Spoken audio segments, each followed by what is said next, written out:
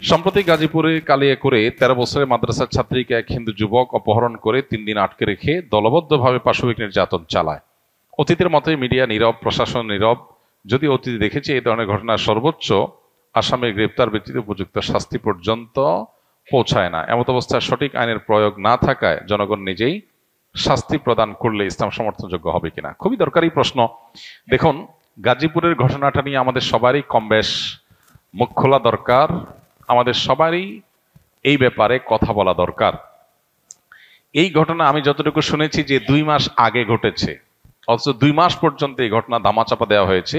এখন সেই ঘটনা প্রকাশ হচ্ছে, ২ মাস পরে প্রকাশ হচ্ছে। ২ মাস ধরে ধামাচাপা দেওয়া হয়েছে কেন, সেটা একটা বড় প্রশ্নের জায়গা। আর এই দেশে মুসলমানরা, আমরা দীর্ঘদিন থেকে দেখেছি, হিন্দুদের পূজা হলে যাতে করে সেখানে কেউ নাশকতা করতে না পারে, মাদ্রাসার ছাত্ররা গিয়ে মন্দির পাহারাদারি করে সেখানে মুসলমানদের বদনামির হাত থেকে বাঁচাবার জন্য চেষ্টা করে। সেখানে সংখ্যালঘু যারা সংখ্যায় কম, তারা যদি সংখ্যাগরিষ্ঠদের উপর এই ধরনের নির্যাতন চালায় বা তাদের ব্যাপারে এরকম দুঃসাহসিকতার পথ দেখায়, তাহলে সন্দেহাতীতভাবে এর ফলে সমাজ অস্থিতিশীলতার দিকে যাবে। আমাদের দেশে আইন বা আইনের শাসন এগুলো যেহেতু জাস্ট মুখরোচক গল্পের মতো, এগুলোর কোনো বাস্তবায়ন আমরা দেখতে পাই না। এজন্য মানুষের আস্থা তলানিতে। এরকম পরিস্থিতিতে মানুষের আস্থা ফিরে আনার জন্য দৃষ্টান্তমূলক শাস্তির কোনো বিকল্প নাই।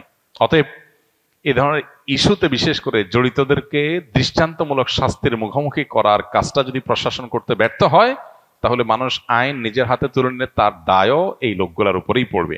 পাশাপাশি আরেকটা গুরুত্বপূর্ণ বিষয়, আমাদের দেশে আপনারা লক্ষ্য করবেন যে তথাকথিত নারীবাদী, তথাকথিত শিশু অধিকারের ব্যাপারে সচেতন যারা, তথাকথিত সুশীল যে মানুষগুলোকে আমরা বলি বা নিজেদেরকে তারা বলেন, এই মানুষগুলো এ ধরনের ঘটনা একেবারে মুখে কুলুপ দিয়ে বসে থাকেন। কোন মুসলিম নারী তিনি নির্যাতিত হলে তাদের নারী অধিকারের স্লোগান একেবারে থেমে যায়।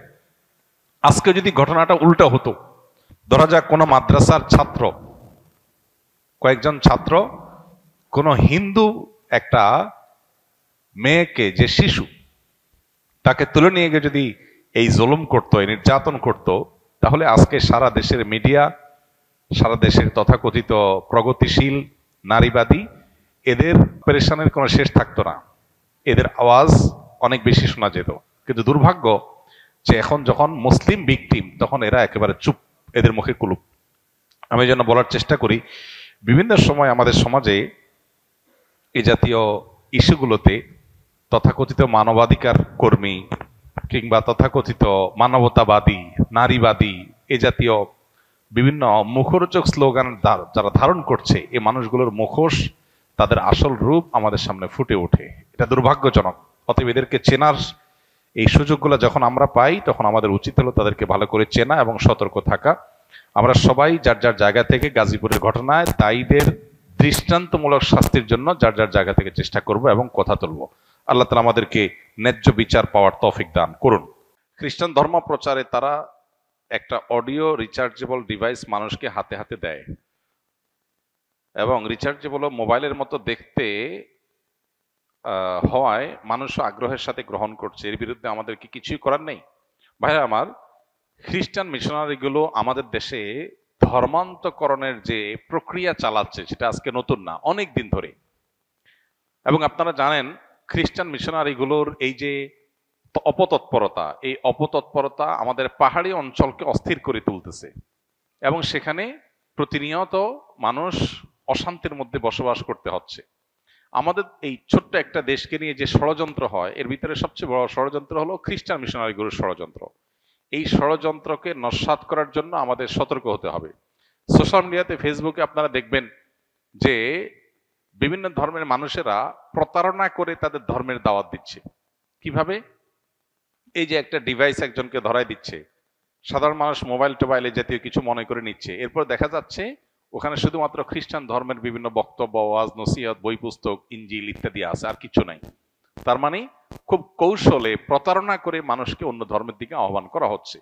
আবার দেশের অনেক জায়গাতে আমরা দেখেছি যে মানুষকে খ্রিস্টান ধর্মের দাওয়াত দেওয়ার নাম করে আপনার বিভিন্ন প্রলোভন দেয়া হচ্ছে, তাদেরকে বিভিন্ন সুযোগ সুবিধা দেওয়া হচ্ছে। এটা ওপেন সিক্রেট, উত্তরবঙ্গে প্রত্যেকটা জেলায় খ্রিস্টান মিশনারিগুলো এভাবে কাজ করছে।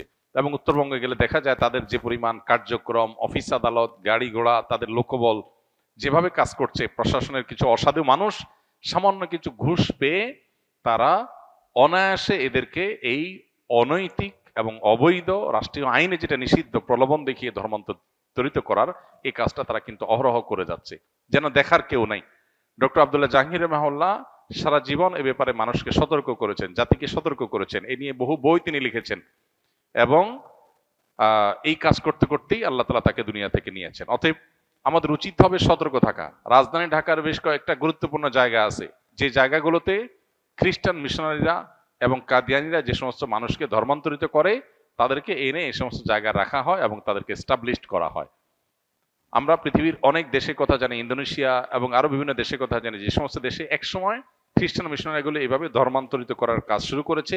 একটা পর্যায়ে তারা দাঙ্গা বাঁধিয়ে সেখানে দেশের স্বাধীনতার সার্বভৌমত্ব নষ্ট করেছে। অতএব আমাদের দেশকে রক্ষা করার প্রয়োজনে ভিনদেশীদের এই সমস্ত অপতৎপরতা, এই সমস্ত শয়তানি এবং তাদের এই যে প্রলোভন দেখিয়ে মুসলমান গরিবদেরকে খ্রিস্টান বানানোর যে মিশন আছে, এগুলো আমাদেরকে থামাতে হবে।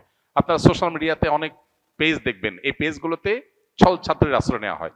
তুমি খ্রিস্টান, সুস্পষ্ট করে বলো আমি খ্রিস্টান ধর্মের দাওয়াত দিচ্ছি, সেটা না করে তুমি বলতেছো আমি ঈসাই ধর্মের দাওয়াত দিচ্ছি। ঈসাই মুসলিম নাম পরিচয় দেয় কি? ঈসাই মুসলিম, তার মানে আমি এক প্রকারের মুসলমান। এটা হলো এক প্রকারের প্রতারণা। তুমি খ্রিস্টান সেটা বলো স্পষ্ট করে, না করে তুমি ছল ছাতুরি করছো সাধারণ এবং সরল মনা মুসলমানদেরকে বিভ্রান্ত করবার জন্য। অতএব এদের ব্যাপারে আমাদের সজাগ থাকতে হবে এবং এদের শয়তানিকে আমাদের থামাতে হবে। প্রশাসনের অসাধু কিছু মানুষজন যারা সামান্য কিছু টাকা পয়সা খেয়ে এদেরকে নির্বিঘ্নে কাজ করার সুযোগ দেয় এবং এদের বিরুদ্ধাচরণ করলে তাদেরকে বিগত সরকারের আমলে আমরা দেখেছি জেল জুলুম সহ্য করতে হয়েছে। আমাদের অনেক ওলামা একরামকে জেলে যেতে হয়েছে এদের বিরুদ্ধে কাজ করার কারণে। অতএব খ্রিস্টান মিশনারিদের অপতৎপরতা থামানোর জন্য আমাদেরকে কাজ করতে হবে, কথা বলতে হবে এবং প্রশাসন সংশ্লিষ্ট ভাইদেরকে বলবো আল্লাহকে ভয় করুন। এই মাটির বিরুদ্ধে বিশ্বাসঘাতকতা আপনারা করছেন, যারা খ্রিস্টান মিশনারি সহ বিদেশি মিশনারিগুলোকে, বিভিন্ন অর্গানাইজেশনগুলোকে তাদের ধর্মান্তরিত করার যে কাজ, এই কাজটা আপনারা নির্বিঘ্নে করতে দিচ্ছেন।